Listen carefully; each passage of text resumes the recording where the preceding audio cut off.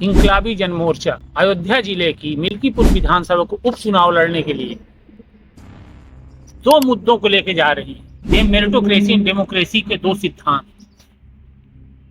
और इन सिद्धांतों की प्रयोगशाला बनाने जा रही है इंकलाबी जनमोर्चा मिल्कीपुर विधानसभा उपचुनाव में। वहां के लोगों से जनमत लेना चाह रही है कि मेरिटोक्रेसी एंड डेमोक्रेसी का जो सिद्धांत इंकलाबी जनमोर्चा के राष्ट्रीय अध्यक्ष राधेश्याम सिंह ने प्रतिपादित किया है, यदि इन दो सिद्धांतों को भारतीय लोकतंत्र में लागू कर दिया जाए तो भारत की लगभग 100% समस्याओं को 99% तक समाधान गारंटेड रूप से हो जाएगा। इनमें पहला जो मेरिटोक्रेसी एंड डेमोक्रेसी सिद्धांत है, उसमें केंद्र अथवा राज्य सरकारों के गठन के समय कम से कम 33% मंत्रिमंडल का आकार राज्य मंत्रियों द्वारा भरा जाए, और वो राज्य मंत्री जो सरकार बनाने वाली पार्टी अथवा गठबंधन के उन सांसदों अथवा विधायकों द्वारा भरा जाए, अनिवार्य रूप से जो अपने अपने निर्वाचन क्षेत्रों से अधिक वोट प्रतिशत पाकर सांसद अथवा विधायक बने। इससे होगा क्या कि वोट बैंक की जो लोकतंत्र की किडनी में गांठ पड़ गई है, जो पथरी पड़ गई है, वो टूट जाएगी। अभी जब कुछ जातियों, कुछ संप्रदायों को वोट के आधार पर सांसद और विधायक बनने की एक बहुत ही गंदी प्रवृत्ति चल पड़ी है भारतीय लोकतंत्र में, उसकी जगह पर सभी सांसद और विधायक अधिक से अधिक जातियों, वर्गों, व्यक्तियों का वोट लेकर सांसद और विधायक बनना चाहेंगे। क्यों? जिससे कम से कम यह तो सुनिश्चित हो सके कि अगर अपने अपने निर्वाचन क्षेत्रों से अधिक वोट प्रतिशत पाकर सांसद और विधायक बनते हैं और उनके समर्थक पार्टी अथवा गठबंधन सरकार बनती है, तो राज्य मंत्री का पद तो अनिवार्य रूप से सुनिश्चित हो जाएगा। और दूसरा मेरिटोक्रेसी एंड डेमोक्रेसी सिद्धांत यह है कि सरकार बनाने वाली पार्टी अथवा गठबंधन के 10% वे सांसद अथवा विधायक जो अपने निर्वाचन क्षेत्रों से अधिक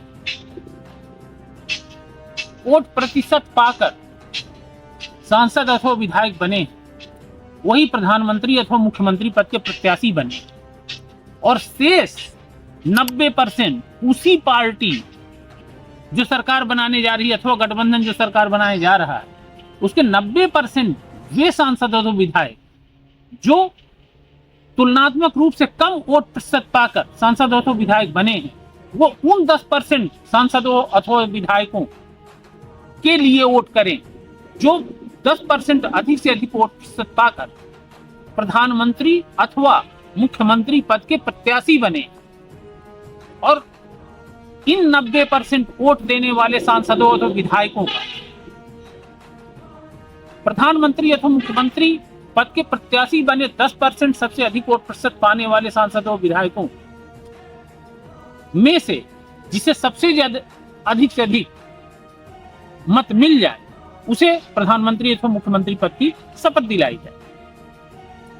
और यही प्रक्रिया मैंने मेयर, नगर पालिका अध्यक्ष, नगर पंचायत अध्यक्ष के निर्वाचन में, जिला पंचायत अध्यक्ष के निर्वाचन में, ब्लॉक प्रमुख के निर्वाचन में, ग्राम प्रधान के निर्वाचन में, लोकसभा अध्यक्ष के निर्वाचन में, लोकसभा में नेता प्रतिपक्ष के निर्वाचन में, विधानसभा अध्यक्ष के निर्वाचन में, विधानसभा में नेता प्रतिपक्ष के निर्वाचन में, इन 10 इनडायरेक्ट चुनाव की प्रक्रियाओं में लागू करने के बारे में इस सिद्धांत को मैंने प्रतिपादित किया है। अगर इस तरीके से प्रधानमंत्री से लेकर ग्राम प्रधान तक 10 पदाधिकारियों के, जो मैं गिना चुका हूं, मेरिटोक्रेसी एंड डेमोक्रेसी के द्वितीय सिद्धांत के अनुसार निर्वाचन होने लगे, तो भारतीय लोकतंत्र में जो जड़ता आ गई है, जो संवेदनहीनता आ गई है, वो टूट के चकनाचूर हो जाएंगे, अपना अस्तित्व खो देंगे, और भारतीय लोकतंत्र में गत्यात्मकता आ जाएगी, रचनात्मकता आ जाएगी। इन दो मेरिटोक्रेसी एंड डेमोक्रेसी सिद्धांतों को भारतीय लोकतंत्र में लागू कर देने के बाद जो 75 सालों से मंत्रिमंडल के गठन में एक तरीके से मिनी डिक्टेटरशिप लागू तो खत्म हो जाएगी, तो सच में लोकतंत्र का सूरज उगेगा और जितने भी जनप्रतिनिधि हैं वो रचनात्मक योगदान देने लगेंगे, संवेदनशील बन जाएंगे जनता के प्रति। अभी तो देखिए ना आप, वीआईपी बनने की एक होड़ लगी हुई। राजनीति जनसेवा का नहीं, एक व्यवसाय का माध्यम बन गया। जो भी जनप्रतिनिधि बनते हैं वो जनता की समस्याएं कैसे कम से कम हो, इस पे उनका ध्यान नहीं है। अधिक से अधिक वो धन कैसे अर्जन कर सकते हैं, जमीनें कैसे खरीद सकते हैं, ये लोकतंत्र के लिए शुभ संकेत नहीं है। भारतीय जो डेमोक्रेसी है वो अभी शैशवा काल में है। एक राष्ट्र के रूप में अभी 75 साल हो रहे हैं लगभग। ब्रिटेन और अमेरिका की डेमोक्रेसी 200, 300, 400 साल पुरानी है।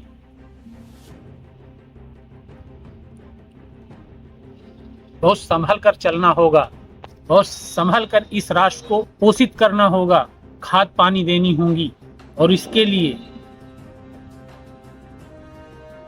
निस्वार्थ भाव से राजनीति के क्षेत्र में जनप्रतिनिधियों को लगना होगा। उनके निर्वाचन की प्रक्रिया इस तरह की बनाई जानी चाहिए जिसमें कुछ तो जनसेवा का पुट हो। अभी तो राजनीतिक पार्टियां टिकट बेचती हैं, जनादेश नहीं लेती हैं, धनादेश लेती हैं। अब तो एक नई सी प्रवृत्ति चल गई है कि अधिक से अधिक जनता के बीच वैधानिक रूप से धन को लुटाओ फ्री बीज के माध्यम से और फिर वोट खरीदो। आम जनता बहुत सी सरकारों पर कहती है कि हम इस सरकार को पुनः लाना चाहते हैं। क्यों? क्योंकि हमें सुविधाएं अधिक से अधिक देती। भले ही राज्य अथवा केंद्र दिवालिया हो जाए, कर्ज में डूब जाए, तो फिर अन्य क्षेत्रों में जो गवर्नमेंट को इन्वेस्ट करना चाहिए वो तो नहीं कर पाएगी। विकास के नए नए जो आयाम हैं उनको तो नहीं तय कर पाएगी। तो मिल्कीपुर विधानसभा के प्रबुद्ध नागरिकों से मैं निवेदन करने आया हूं, इंकलाबी जनमोर्चा के राष्ट्रीय अध्यक्ष होने के नाते, कि जिस तरीके से महात्मा गांधी ने चंपारण में सत्याग्रह किया था और वहां से राष्ट्र के आजादी की एक ललक आई थी, मिल्कीपुर वासियों, मैं 2 सिद्धांत आपके विचारार्थ रख रहा हूं। इस इलेक्शन को हर इलेक्शन के जैसे जो राजनीतिक पार्टियां ड्रामा बनाने में तुली रहती हैं,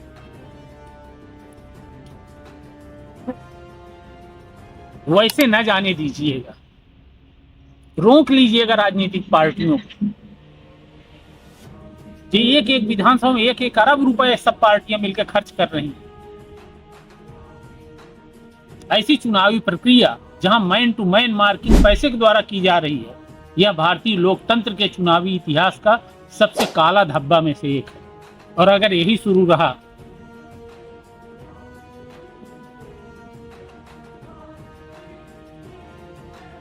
तो भारतीय डेमोक्रेसी प्लूटोक्रेसी पूरी तरह से बन जाएगी। आप रोक सकते हैं, रोक लीजिए। मिल्कीपुर विधानसभा के उपचुनाव से न किसी पार्टी की सरकार गिर जाएगी और न किसी की बन जाएगी। इलेक्शन के रिजल्ट घोषित होते ही 10-15 दिन में लोग भूल भी जाएंगे। कोई विधायक आएगा 2 साल के लिए, आप इतिहास रच सकते हैं। मेरिटोक्रेसी इन डेमोक्रेसी के इन 2 सिद्धांतों को लागू करने के लिए विवश कर दें राजनीतिक पार्टियों को, अपने बीच से एक ऐसे जनप्रतिनिधि को भेजें जो मेरिटोक्रेसी इन डेमोक्रेसी के दो ब्रह्मास्त्रों को लेकर के वो विधानसभा में पहुंचे और राजनीतिक पार्टियों से सीधे सवाल करे कि भारत में 75 सालों से प्रधानमंत्री और मुख्यमंत्रियों का इलेक्शन होता रहा है, सिलेक्शन होता रहा है, और अब इलेक्शन हो और इलेक्शन मेरिटोक्रेसी इन डेमोक्रेसी के इन दो सिद्धांतों के आधार पर, तब देखिए सभी जो एमपी एमएलए हैं, सभी जो जनप्रतिनिधि हैं पूरे भारत के, वो किस तरीके से जन सेवा करने के लिए विवश हो जाएंगे, समावेशी राजनीति करने के लिए विवश हो जाएंगे। इससे कुछ लोगों का तो नुकसान हो सकता है, कुछ पार्टियों को भी लग सकता है हमारा नुकसान हो रहा है, लेकिन सच जानिए इन दो सिद्धांतों के आधार पर बनी हुई सरकारें एक ऐसे भारत निर्माण करेंगे जिस भारत की कल्पना हमारे देश के स्वतंत्रता सेनानियों ने की। जो भारत में इस समय निर्वाचन हो रहा है फर्स्ट पास्ट पोस्ट प्रणाली के तहत, उसमें अगर किसी क्षेत्र में 2-4 वोट हैं किसी जाति के, 10-20 वोट हैं या 1% 2% वोट हैं, उनकी कोई वैल्यू ही नहीं होती। और जो बहुमत वाली जातियां या धर्म होते हैं, उनकी एक एक वोट की कीमत बहुत ज्यादा होती है, क्योंकि वही एमपी एमएलए बनाते हैं। जो 1-2% होते हैं उनको कोई काउंट ही नहीं करता, वो किसी को वोट दे दें ना दें कोई मतलब नहीं। लेकिन अगर मेरिटोक्रेसी इन डेमोक्रेसी की इन दो सिद्धांतों को लागू कर दिया गया, तो अगर स्ट्रीट बेगर होंगे ना,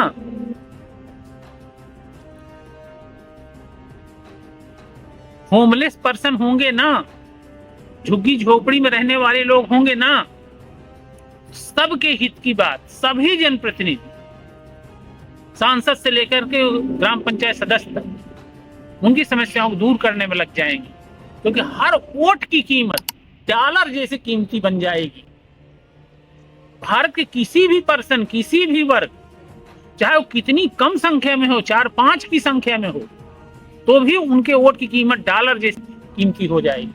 तब कोई इग्नोर नहीं कर पाएगा किसी पर्सन को, तब गांधी के सपनों का भारत बनेगा। पंक्ति के अंत में खड़ा हुआ जो पर्सन है विकास क्रम में, मजबूर हो जाएंगे जनप्रतिनिधि उनका हित करने के लिए। मेरिटोक्रेसी इन डेमोक्रेसी के ये सिद्धांत 75 वर्षों से चली आ रही नकारात्मक राजनीति के खिलाफ इंकलाब का आगाज है। और मैं यह दावा करता हूं और वादा करता हूं कि अगर भारत के प्रबुद्ध नागरिकों ने इन दो वैज्ञानिक सिद्धांतों को भारतीय लोकतंत्र में लागू कराने में इंकलाबी जन मोर्चा का सहयोग दिया, तो भारत में निश्चित रूप से राम राज्य आ जाएगा। इसी अपील के साथ इस वीडियो को मैं समाप्त कर रहा हूं। नमस्कार, जय हिंद।